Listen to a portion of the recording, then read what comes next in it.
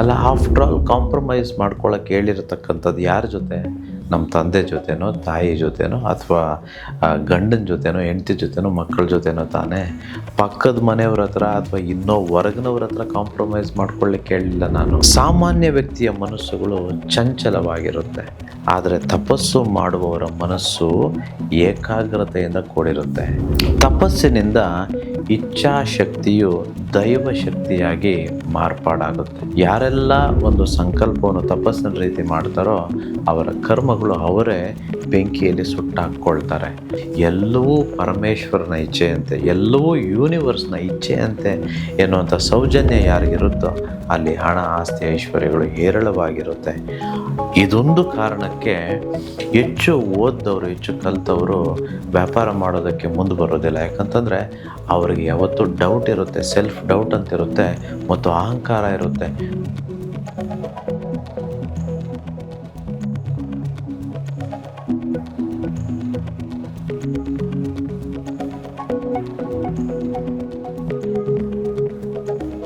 ನಮಸ್ಕಾರ ವೀಕ್ಷಕರೇ, money is ಹ್ಯಾಪಿನೆಸ್ನ ಈ ವಿಶೇಷ ಕಾರ್ಯಕ್ರಮಕ್ಕೆ ತಮ್ಮೆಲ್ಲರಿಗೂ ಪ್ರೀತಿಯ ಆದರದ ಸ್ವಾಗತ.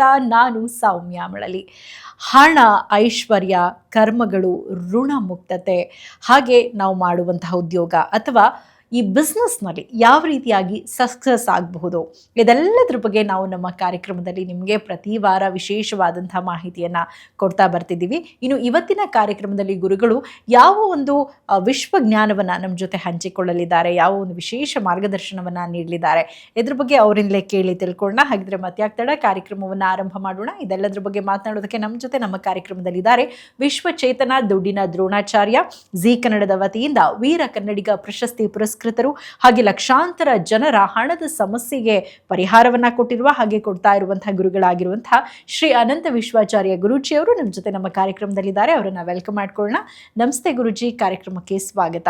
ನಮಸ್ತೆ ಮೇಡಮ್, ಮತ್ತೆ ನಮಸ್ತೆ ನನ್ನ ಎಲ್ಲ ಪ್ರೀತಿಯ ಆಗರ್ಭ ಶ್ರೀಮಂತ ದೇವರುಗಳಿಗೆ. ಸರ್ವೇ ಜನ ಸುಖಿನೋ ಭವಂತು, ಸರ್ವೇ ಸಂತು ನಿರಾಮಯಃ, ಸರ್ವೇ ಭದ್ರಾಣಿ ಪಶ್ಯಂತು, ಮಾ ಕಶ್ಚಿತ್ ದುಃಖ ಭಾಗ ಭವೇತ್. ಅಹಂ ಬ್ರಹ್ಮಸ್ಮಿ. Thank you universe. ಗುರುಜಿ, ನಮ್ಮ ಕಾರ್ಯಕ್ರಮದ ಮುಖಾಂತರ, ಕಾರ್ಯಗಾರಗಳ ಮುಖಾಂತರ ಸಾಕಷ್ಟು ಜನರಿಗೆ ಅವರ ಸಮಸ್ಯೆಗಳಿಗೆ ಪರಿಹಾರವನ್ನು ತಿಳಿಸ್ತಾ ಇದ್ದೀರಿ. ಅವರೆಲ್ಲರ ಪರವಾಗಿ ನಾನು ನಿಮಗೆ ಧನ್ಯವಾದವನ್ನು ತಿಳಿಸೋದಕ್ಕೆ ಇಷ್ಟಪಡ್ತೀನಿ ಈ ಕಾರ್ಯಕ್ರಮದ ಆರಂಭದಲ್ಲೇ.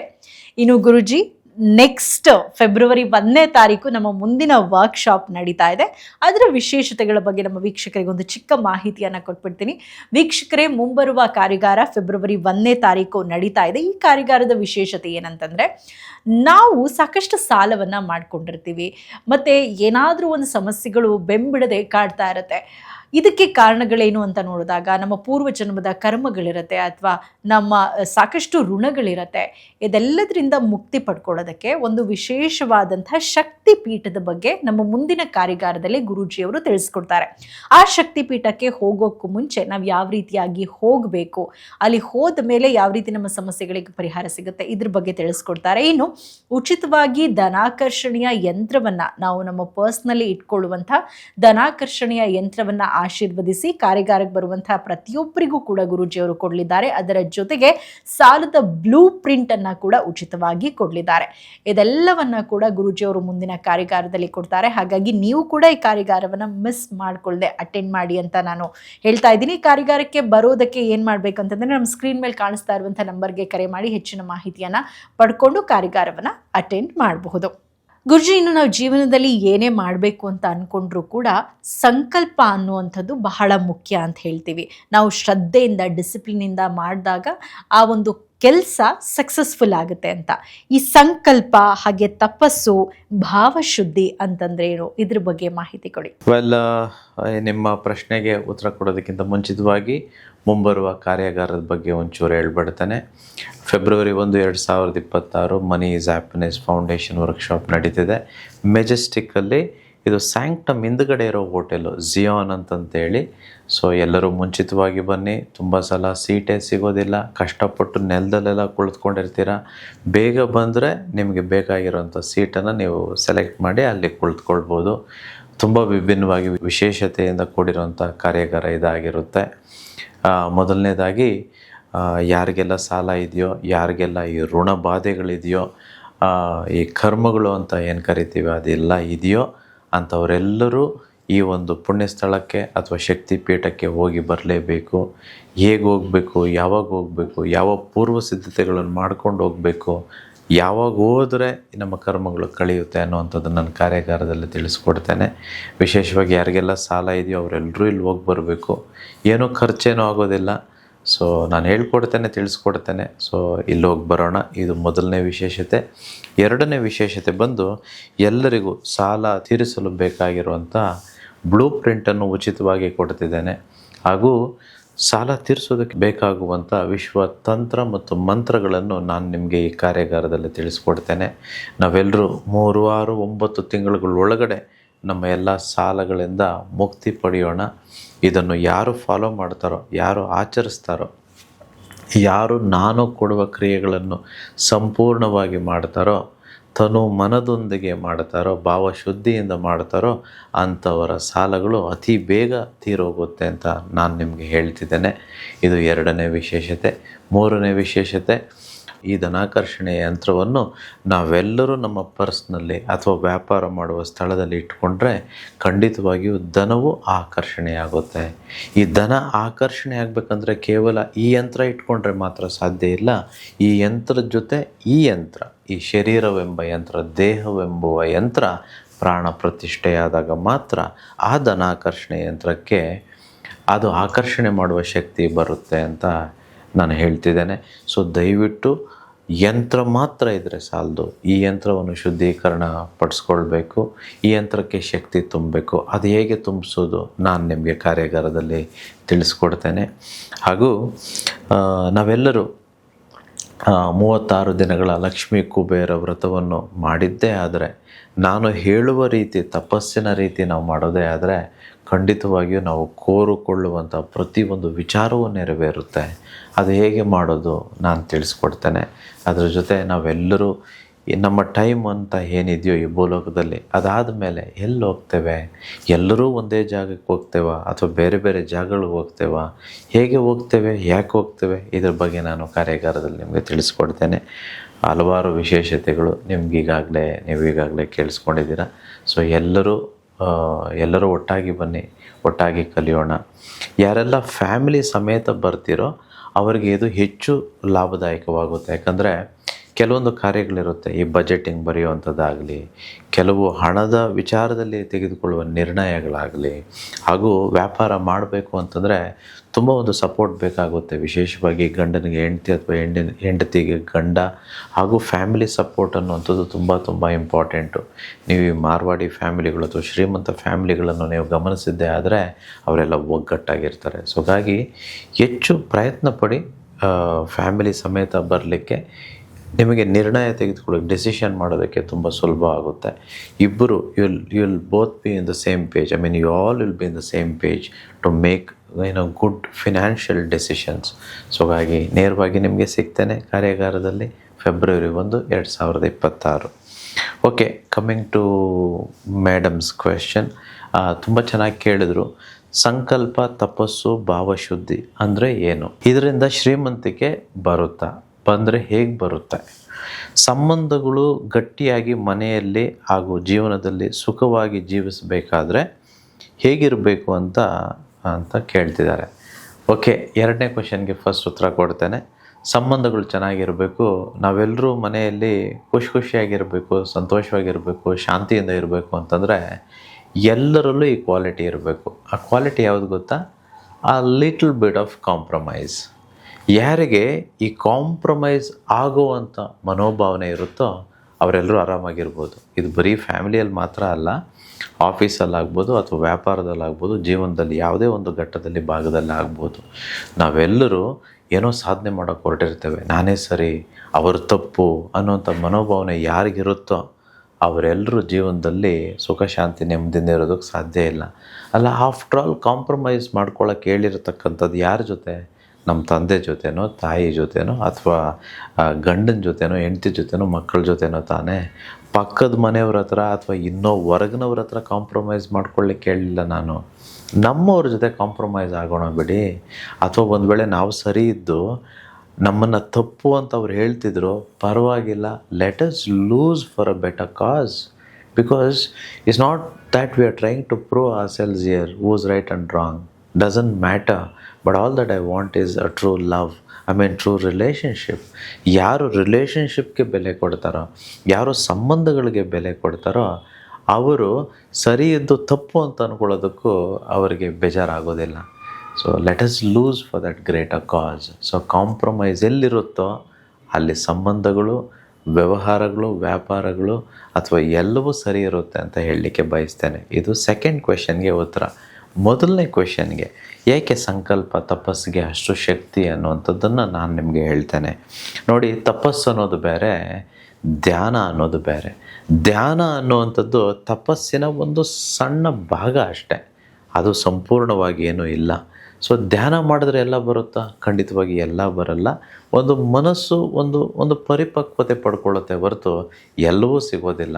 ಆದರೆ ತಪಸ್ಸು ಯಾರು ಮಾಡ್ತಾರೋ ಅವ್ರಿಗೆ ಎಲ್ಲ ಸಿಗುತ್ತೆ. ಗೊತ್ತಿರಲಿ, ತಪಸ್ಸು ಅಂತಂದ್ರೆ ಏನು? ರಾವಣ ಮಾಡಿದ್ದು ತಪಸ್ಸು, ಭಸ್ಮಾಸುರ ಮಾಡಿದ್ದು ತಪಸ್ಸೆ. ಹಾಗೇ ನಮ್ಮ ಶಾಸ್ತ್ರಗಳಲ್ಲಿ ಬರೆದಿದೆ, ಎಷ್ಟೋ ರಾಕ್ಷಸರು, ಎಷ್ಟೋ ದೇವಾನುದೇವತೆಗಳು ಎಲ್ಲರೂ ತಪಸ್ಸಿನಿಂದ ಮಾತ್ರ ವಿಶ್ವವನ್ನು, ಆ ದೇವರನ್ನು ಒಲಿಸ್ಕೊಳ್ಳೋದಕ್ಕೆ ಸಾಧ್ಯ ಆಯಿತು.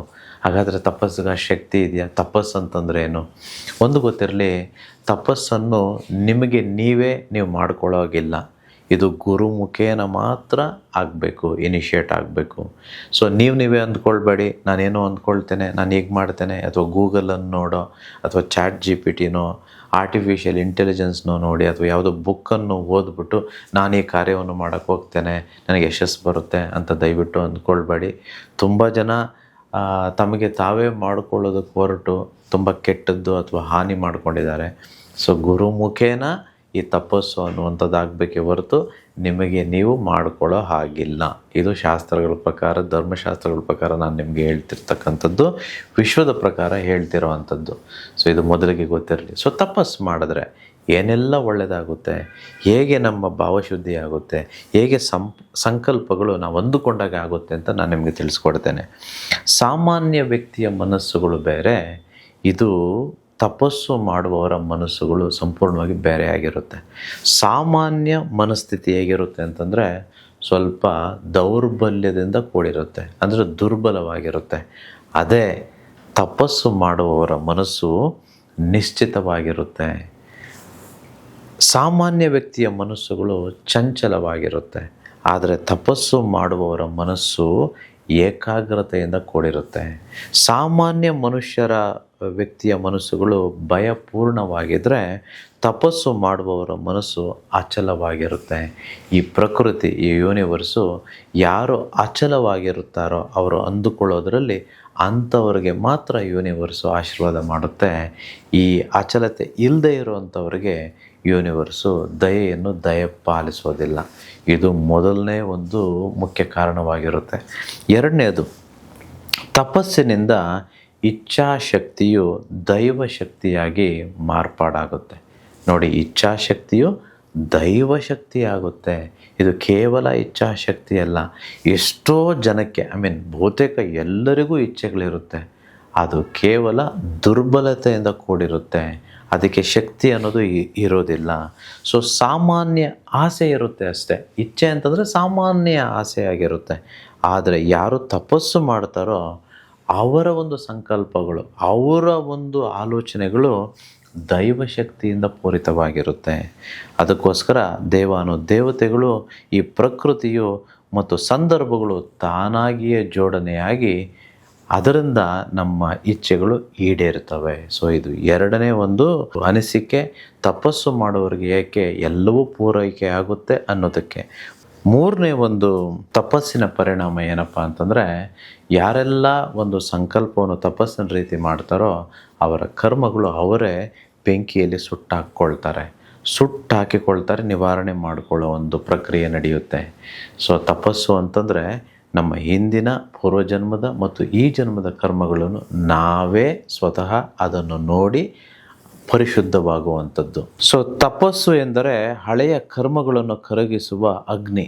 ಅದಕ್ಕಾಗಿ ತಪಸ್ಸು ಮಾಡುವವರಿಗೆ ಅಡ್ಡಿ ಆತಂಕಗಳು ಕಡಿಮೆಯಾಗುತ್ತವೆ ಮತ್ತು ಫಲಗಳು ಬೇಗ ಸಿಗುತ್ತವೆ. ಸೊ ಯಾರೆಲ್ಲ ತಪಸ್ಸು ಮಾಡ್ತಾರೋ ಅಡ್ಡಿ ಆತಂಕಗಳು ಅವ್ರಿಗೆ ಕಡಿಮೆ ಇರುತ್ತೆ.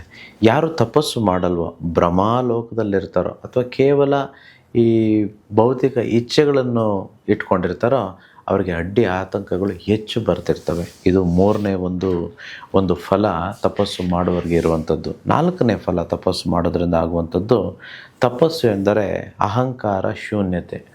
ಯಾರೆಲ್ಲ ತಪಸ್ಸು ಮಾಡ್ತಾರೋ ಅವರು ಮೊದಲಿಗೆ ಅರಿವಾಗುವಂಥದ್ದು, ಇದೆಲ್ಲ ನನ್ನಿಂದನೇ ಆಗಿದ್ದು, ನನ್ನಿಂದ ಎಲ್ಲ ಸಾಧ್ಯ, ನಾನೇ ಎಲ್ಲ ಅನ್ನುವಂಥ ಅಹಂಕಾರ ಕಡಿಮೆಯಾಗುತ್ತೆ. ರಾವಣನಿಗೆ ಇದ್ದಿದ್ದು ನಾನು ಎನ್ನುವ ಅಹಂಕಾರವೇ ಗೊತ್ತಿರಲಿ. ಅವನ ಸರ್ವನಾಶಕ್ಕೆ ಇನ್ನೊಂದು ಕಾರಣ ನಾನೇ ಅನ್ನುವಂಥದ್ದು. ಸೊ ಯಾರು ನಿಜವಾಗ್ಲೂ ತಪಸ್ಸು ಮಾಡ್ತಾರೋ ಅವರಿಗೆ ಈ ಅಹಂಕಾರ ಎನ್ನುವಂಥದ್ದು ದೂರವಾಗುತ್ತೆ. ಎಲ್ಲಿ ಅಹಂಕಾರವಿರುತ್ತದೋ ಅಲ್ಲಿ ಲಕ್ಷ್ಮೀ ನಾರಾಯಣ ಇರೋದಿಲ್ಲ ಗೊತ್ತಿರಲಿ, ಯೂನಿವರ್ಸ್ ಇರೋದಿಲ್ಲ ಗೊತ್ತಿರಲಿ. ಬಹುತೇಕ ನೀವು ಹೆಚ್ಚು ತಿಳಿದವ್ರನ್ನ, ಜ್ಞಾನಿಗಳನ್ನ, ನಾನು ಓದಿದ್ದೇನೆ, ನಾನು PhD ಮಾಡಿದ್ದೇನೆ, ನನಗೆ ಅದು ಗೊತ್ತು ಇದು ಗೊತ್ತು ಅಂತ ಹೇಳೋರ ಹತ್ರ ಲಕ್ಷ್ಮಿ ಇರೋದಿಲ್ಲ, ಹಣ ಆಸ್ತಿ ಐಶ್ವರ್ಯದಿಲ್ಲ. ಮೂಲ ಕಾರಣ ಅಹಂಕಾರ ಗೊತ್ತಿರಲಿ. ಯಾರಿಗೆ ಅಹಂಕಾರ ಇರೋದಿಲ್ವೋ, ದುರಹಂಕಾರ ಇರೋದಿಲ್ವೋ, ಎಲ್ಲವೂ ಪರಮೇಶ್ವರನ ಇಚ್ಛೆಯಂತೆ, ಎಲ್ಲವೂ ಯೂನಿವರ್ಸ್ನ ಇಚ್ಛೆಯಂತೆ ಎನ್ನುವಂಥ ಸೌಜನ್ಯ ಯಾರಿಗಿರುತ್ತೋ ಅಲ್ಲಿ ಹಣ ಆಸ್ತಿ ಐಶ್ವರ್ಯಗಳು ಹೇರಳವಾಗಿರುತ್ತೆ. ಇದೊಂದು ಕಾರಣಕ್ಕೆ ಹೆಚ್ಚು ಓದ್ದವರು, ಹೆಚ್ಚು ಕಲಿತವರು ವ್ಯಾಪಾರ ಮಾಡೋದಕ್ಕೆ ಮುಂದೆ ಬರೋದಿಲ್ಲ. ಯಾಕಂತಂದರೆ ಅವರಿಗೆ ಯಾವತ್ತೂ ಡೌಟ್ ಇರುತ್ತೆ, ಸೆಲ್ಫ್ ಡೌಟ್ ಅಂತಿರುತ್ತೆ ಮತ್ತು ಅಹಂಕಾರ ಇರುತ್ತೆ. ನಾನು ಇದನ್ನು ಮಾಡೋದಾ, ನನ್ನ ಪ್ರಕಾರ ನಾನು ಯಾವುದೋ ದೊಡ್ಡದನ್ನು ಮಾಡಬೇಕು, ದೊಡ್ಡ ವ್ಯಾಪಾರ ಮಾಡಬೇಕು, ದೊಡ್ಡ ಕಂಪ್ನಿಯಲ್ಲಿ ಕೆಲಸ ಮಾಡಬೇಕು, ನಾನು ಒಂದು AC ಅನ್ನುವಂಥ ಎನ್ವೈರ್ನ್ಮೆಂಟಲ್ಲಿರಬೇಕು, ನಾನು ಇಂಥದ್ದೆಲ್ಲ ಮಾಡೋದಕ್ಕಾಗಲ್ಲ ಅನ್ನುವಂಥ ಭ್ರಮೆ ಅವರಿಗೆ ಕಾಡ್ತಿರುತ್ತೆ. ಅವರಲ್ಲಿ ಆ ಕಲಿತತ್ವ ಹೆಚ್ಚಿರುತ್ತೆ. ಅಹಂಕಾರವೆನ್ನುವ ಕಲಿತತ್ವ ಹೆಚ್ಚಿರೋ ಕಾರಣ ಅವರು ಹೆಚ್ಚು ವ್ಯಾಪಾರಗಳನ್ನು ಮಾಡಿ ಯಶಸ್ಸು ತೆಗೆದುಕೊಳ್ಳೋಕ್ಕಾಗೋದಿಲ್ಲ. ಯಾರು ಹೆಚ್ಚು ಕಲ್ತಿರಲ್ವೋ ಅಂತಂದರೆ ಹೆಚ್ಚು ಭೌತಿಕ ಪ್ರಪಂಚದ ಈ ಜ್ಞಾನವನ್ನು ಕಲ್ತಿರಲ್ವೋ ಅವರಿಗೆ ವಿಶ್ವಜ್ಞಾನವೆನ್ನೋದಿರುತ್ತೆ. ಅಲ್ಲಿ ಲಕ್ಷ್ಮೀನಾರಾಯಣ ಅಥವಾ ಯೂನಿವರ್ಸ್ ಅನ್ನೋ ತತ್ವ ಒಳಗಡೆ ಇರೋ ಕಾರಣ ಅವರು ಯಾವ ವ್ಯಾಪಾರವನ್ನಾದರೂ ಯಾವ ಕೆಲಸವನ್ನಾದರೂ ಸುಲಲಿತವಾಗಿ ಆರಾಮವಾಗಿ ಮಾಡಿ ಯಶಸ್ಸನ್ನು ತೆಗೆದುಕೊಂಡು ಬರ್ತಿರ್ತಾರೆ. ಇದೊಂದು ಕಾರಣಕ್ಕೇನೋ ಗೊತ್ತಿಲ್ಲ, ಈ ಮಾರ್ವಾಡಿಗಳು, ಜೈನ್ಸು ಮತ್ತು ಇನ್ನಿತರ ವರ್ಗದವರು, ಯಶಸ್ವಿ ವರ್ಗದವರು ಹೆಚ್ಚು ಈ ಭೌತಿಕ ಜ್ಞಾನಕ್ಕೆ ಒಲವು ತೋರಿಸದೆ ವಿಶ್ವಜ್ಞಾನಕ್ಕೆ ಒಲವು ತೋರಿಸ್ತಾರೆ. ಅದಕ್ಕೆ ಅವರು ಶ್ರೀಮಂತರಾಗೋದಕ್ಕೆ ಕಾರಣ ಅಂತ ನಾನು ಅನಂತ ವಿಶ್ವಾಚಾರ್ಯ ಹೇಳ್ತಿರೋವಂಥದ್ದು.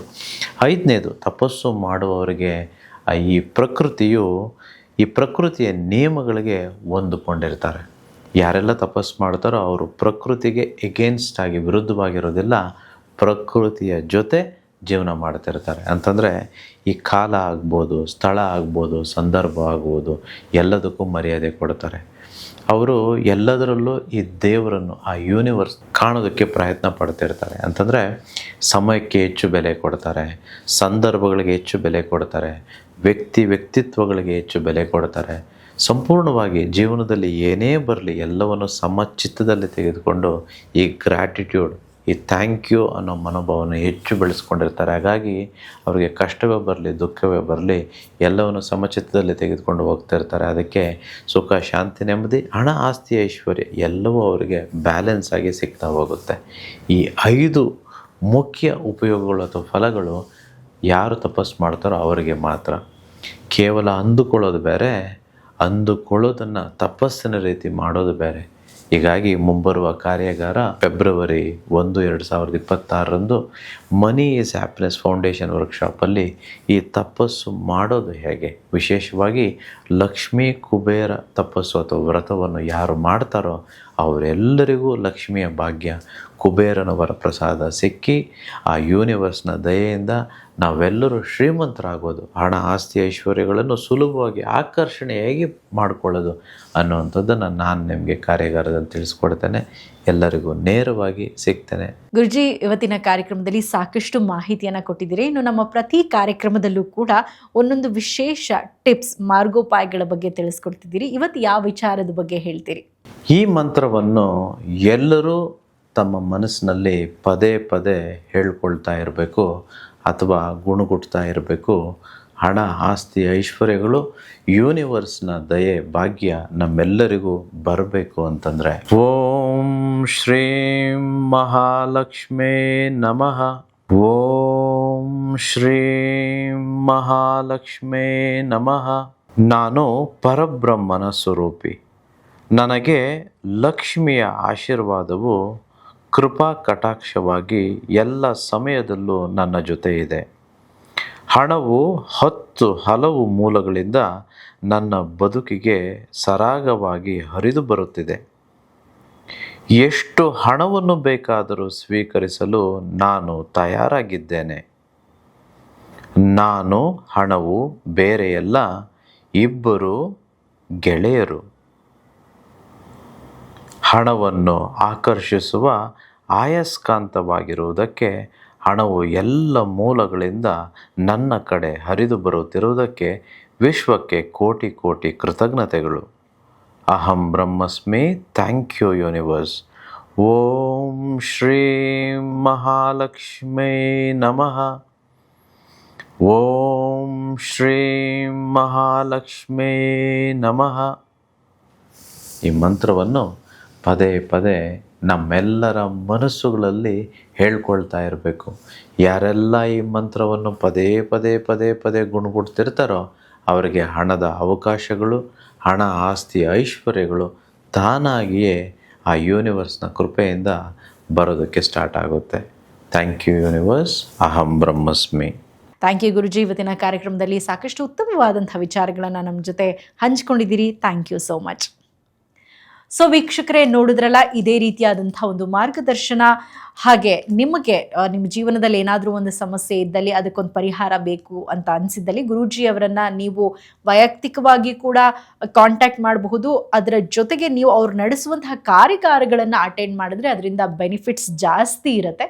ಸಾಕಷ್ಟು ವಿಚಾರಗಳನ್ನು ಅವ್ರು ನಿಮ್ಮ ಜೊತೆ ಹಂಚ್ಕೊಳ್ತಾರೆ. ಪರ್ಸ್ನಲಿ ನಿಮ್ಗೆ ಏನು ಸಮಸ್ಯೆ ಇದೆ, ಅದಕ್ಕೆ ನೀವು ಏನು ಮಾಡಬೇಕು ಅನ್ನೋದನ್ನು ಗುರೂಜಿಯವರು ತಿಳಿಸ್ಕೊಡ್ತಾರೆ.